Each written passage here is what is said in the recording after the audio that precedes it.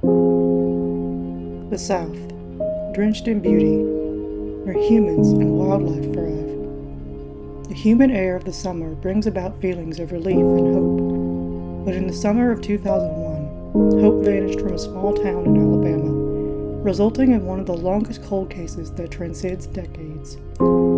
This is the story of a young girl and the hope of a small town to find justice. This is Unsolved, Alabama.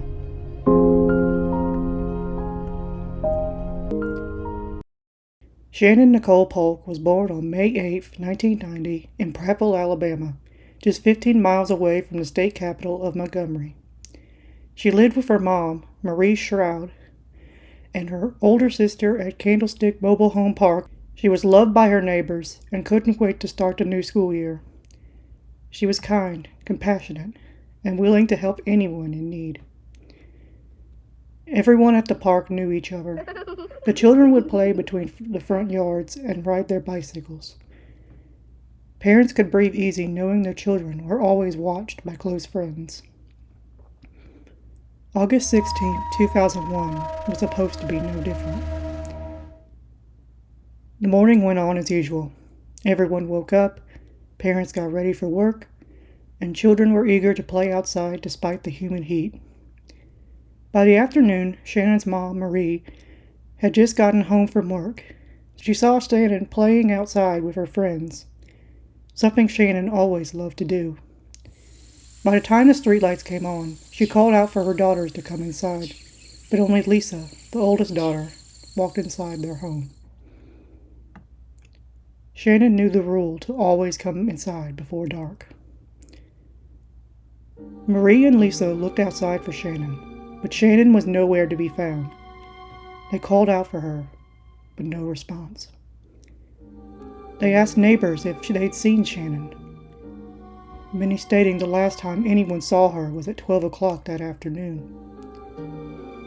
Marie called the Prattville police to report her daughter missing, and the police began an immediate search for Shannon. They questioned everyone at the mobile park. They searched on foot, by car, and by helicopter. They looked over creeks and rivers. They combed for residential and wooded areas. Neighbors from the park joined the search and called out for Shannon. Hours passed, and nighttime had fallen. It seemed Shannon just vanished into thin air. Citizens in Prattville began hanging up yellow ribbons on lampposts. Shannon's innocent smile sat within piles of flyers being handed out around town. Her disappearance was showcased on news stations all over the country, catching the attention of the FBI and Alabama's Bureau of Investigation Center for Missing and Exploited Children. August 25, 2001.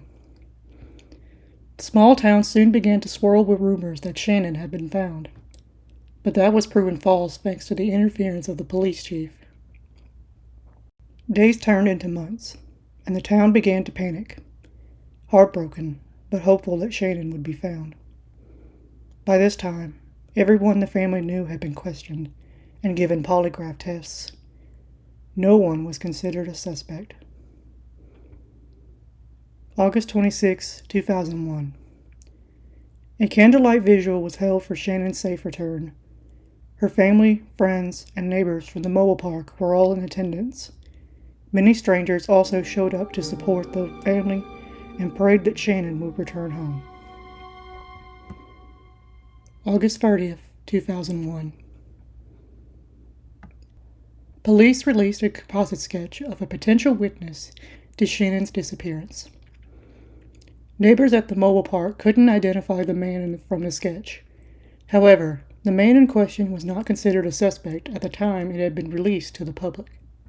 Calls came in. Tips began to flood the phone lines. But every potential lead led to a dead end. Yellow ribbons remained dangling off of lampposts all over town. Flyers remained plastered onto walls.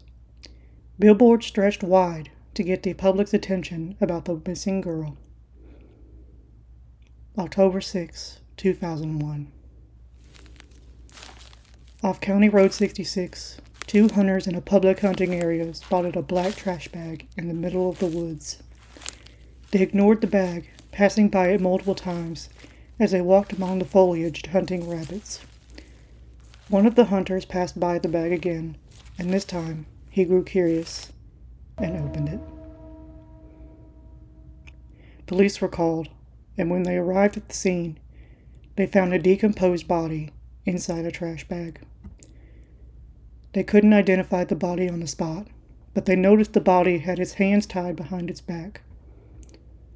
The police began to search for evidence as the body was taken to a lab for DNA testing. Shannon's family heard the news and feared the worst, but it would take days to identify the body using DNA research. Until then, the family had to wait. October 8, 2001. Police put out a sketch for two vehicles seen within the vicinity of the park, the first being a red and black Jeep Wrangler, and the second a white passenger vehicle with metal license plates believed to be outlined with rope. It's unknown if any tips were given along with this information. October 12th through 14th of 2001.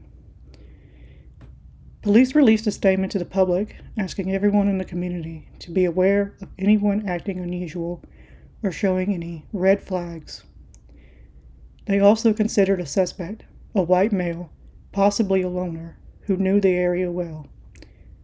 Tips soon flooded the phone lines, and police began to capitalize on every lead to bring Shannon home. October 17th, 2001. The DNA results officially revealed devastating news. Shannon Paulk was just 11 years old. How did an innocent girl go from playing with her friends to being thrown away in the wilderness? Going back to the day of Shannon's disappearance, police questioned all of the Paulk family's neighbors at the mobile park. Many provided statements saying that they saw Shannon talking to a stranger around 12 o'clock in the afternoon. Shannon didn't appear to know this man, and no one had seen this person around the park before. Police went door to door in the neighborhood that night. They searched houses, and one house contained images of unclothed children on a man's computer. This man was identified as Jack Gibson, aka the Root Beer Man. He lived 2 blocks away from Shannon's house and was known to give children root beer around the mobile park. He was immediately arrested, but to this day, he has never been considered a suspect in Shannon's disappearance. Shannon was laid to rest on October 19, 2001. A sad reality began to set in for the Paulk family. Devastation and heartache sent shockwaves for the small community. Many months went by, and police continued to follow any possible leads they could to solve this case. But every lead would eventually grow cold.